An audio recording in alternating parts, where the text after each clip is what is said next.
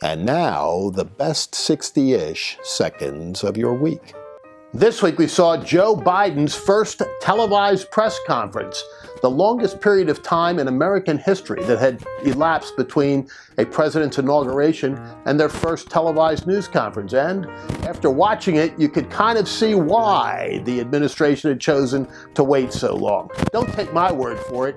I'm sure if you didn't see it for yourself, you can check it out and see for yourself what took place. It was very evident that Joe Biden's handlers had carefully rehearsed him for his televised performance. In fact, they had scrubbed his schedule for everything except one event for Monday, Tuesday, and Wednesday leading up to the press conference, which incidentally was held during the afternoon rather than at night when they're normally held. Biden's handlers had also given him a notebook of pre-scripted answers, and he was constantly referring to it. If you watched him, every time there was a question, you saw the top of his head as he looked down and checked out what answer he was supposed to provide. Those answers were given to people asking questions who weren't from Fox News, much less OAN or Newsmax. There's a real issue there as well. And Joe Biden gave us a little hint about something very, very important during that news conference, and that's the issue of the filibuster, which is going to increasingly come center stage as the Senate takes up the question of whether or not it's preserved. Joe Biden leaned back to the far left's position that the filibuster is somehow a product of quote-unquote the Jim Crow era. What he didn't want to mention is that not that long ago, he was on the Senate floor defending the filibuster himself. And now several U.S. senators have taken it upon themselves to read what Joe Biden had to say to the American people about the filibuster not that long ago. And if it was truly Jim Crow, let's think about the 1964 Voting Rights Act bill, which was where the filibuster was most fully seen in terms of its entire history.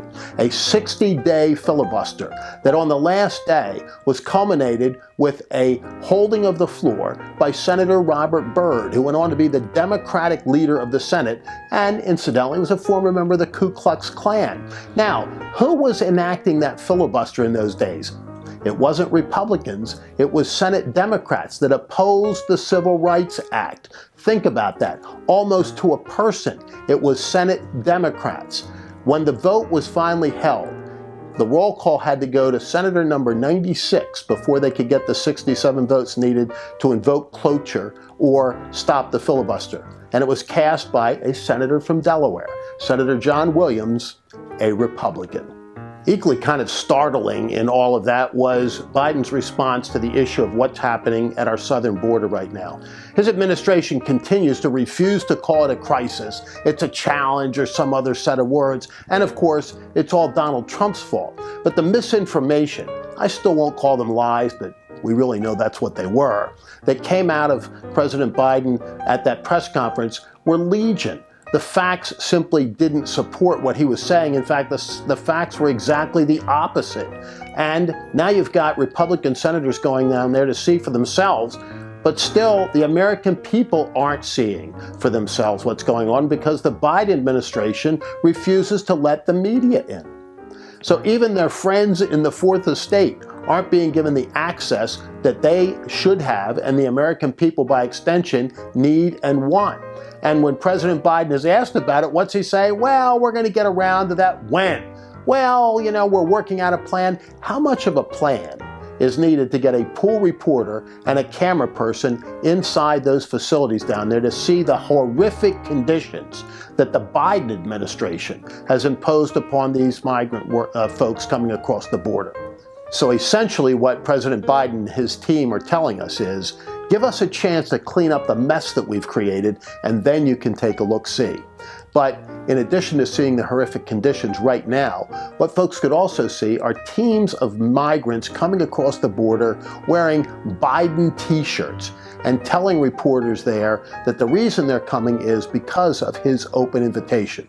The whole issue of immigration reform has to be resolved, but it cannot be resolved until we first address the fundamental issue of securing our borders. Because without securing our borders, the whole rest of the immigration story really doesn't fit together.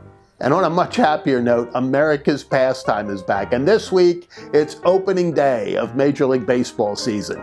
You know, Hall of Famer Rogers Hornsby once was asked what he did during the winter when there was no baseball. And he said, "I look out my window and wait for spring." Well, spring has sprung, it's upon us. And as Major League Baseball gets underway, Eddie Robinson will be watching a game this year.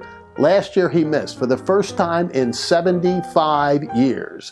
Robinson, who hit age 100 recently, took it upon himself to go to a couple Cactus League games.